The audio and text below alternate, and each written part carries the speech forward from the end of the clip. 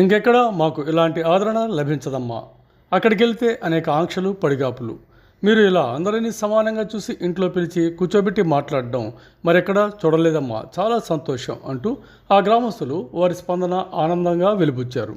కావలి మండలం చలంచర్ల పంచాయతీ ఎస్సీ కాలనీకి చెందిన సుమారు 30 కుటుంబాల వారు గురువారం స్వచ్ఛందంగా శాసనసభ్యుడు రామిరెడ్డి ప్రతాప్ కుమార్ రెడ్డి నివాసానికి తరలిరాగా ఎమ్మెల్యే సతీమణి ఆదిలక్ష్మమ్మ వారిని సాదరంగా ఆహ్వానించి సాధక బాధకాల గురించి ఆరా తీశారు. అనంతరం మాలమహానాడు రాష్ట్ర అధ్యక్షుడు దాసరి శివాజీ ఆధ్వర్యంలో వీరంతా వైఎస్ఆర్ కాంగ్రెస్ పార్టీలో చేరేందుకు ముందుకు రాగా ఆదిలక్ష్మి గారు పార్టీ కండువాలు కప్పి అభినందించారు. ఈ సందర్భంగా శివాజీ మాట్లాడుతూ సుదీర్ఘకాలంగా పెత్తందారుల నిర్లక్ష్యానికి, నిరాదరణకు గురైన వారంతా నేడు ఎమ్మెల్యే ప్రతాప్ కుమార్ రెడ్డి మంచితనం, ముఖ్యమంత్రి జగనన్న సంక్షేమ పథకాల అమలు చూసి పార్టీలో చేరడం హర్షణీయమన్నారు.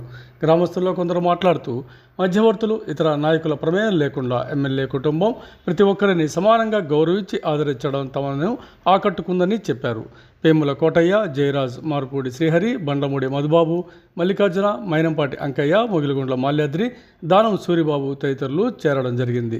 జెడ్పీటీసీ జంపాని రాఘవులు, AMC chairman Sanniveena Prasad Yadav, YSR Congress party నాయకులు షాహుల్, కందుల శ్రీనివాసులు, ఎర్మియా ప్రభాకర్, అన్నపూర్ణ శ్రీను, ద్రోణాదుల వెంకట్రావు, జేసీఎస్ కన్వీనర్ నాగనగారి శ్రీనివాసులు తదితరులు పాల్గొన్నారు.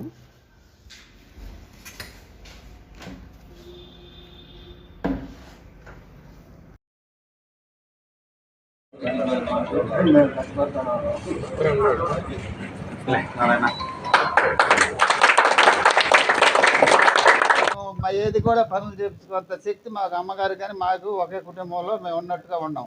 అదే ఏదైతే ఇక్కడ పోవాలంటే రికమెండేషన్ ఆయన ఉండమను ఒక 10 నిమిషాలు, ఒక గంట సేపు అడు ఉండి తీసుకుపోతారు.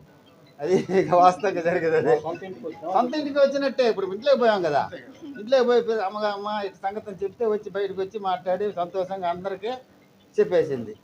అది చాలు కదా, ఇంక అంతకాడికి ఇంకేం కావాలా?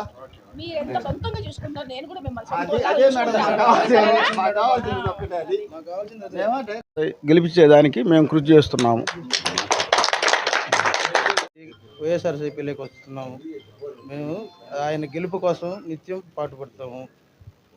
చలంచర్ల ఎస్సీ కాలనీ 3వసారిగా ఎమ్మెల్యే గారిని గెలిపిస్తాం.